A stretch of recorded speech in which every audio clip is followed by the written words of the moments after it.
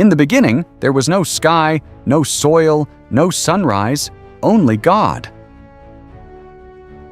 No ticking clocks, no drifting galaxies, no oceans roaring against unseen shores. Just the eternal presence of the Creator, existing before time itself began. Then God spoke, and with a word, nothing became something. Light burst into existence, piercing the vast emptiness. It was not the glow of a star or the shimmer of the moon. Those would come later. This was the first light, commanded into being. God separated light from darkness, naming them day and night. Time had begun. On the second day, God formed the expanse of the heavens. Waters were divided, and the sky stretched wide above the earth like a vast canvas waiting to be painted. Clouds would one day gather there. Birds would one day soar there.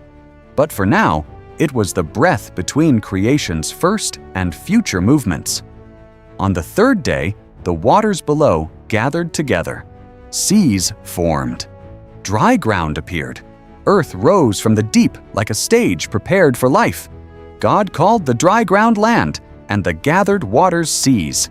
Then, at His command, the land burst with green, grass, plants, and trees bearing fruit with seed inside. Life began quietly, rooted in soil. The fourth day ignited the heavens with brilliance, the sun to govern the day, the moon to guide the night. Stars scattered across the sky in uncountable numbers. Seasons were set. Days and years found rhythm. The universe moved with precision, each light placed exactly where it belonged. On the fifth day, the waters swarmed with living creatures. Fish darted through oceans. Great sea creatures moved through the depths. Above them, birds filled the sky with motion and sound. Wings beat against the air for the first time. God blessed them, telling them to multiply and fill sea and sky. Then came the sixth day. The land stirred. Animals of every kind walked, ran, and roamed. Livestock, wild beasts, creeping creatures. Creation was full, vibrant, alive. But something was still missing. Then God said, "Let us make mankind in our image." From the dust of the ground, He formed man and breathed into him the breath of life. Humanity opened its eyes beneath the sky of its Creator.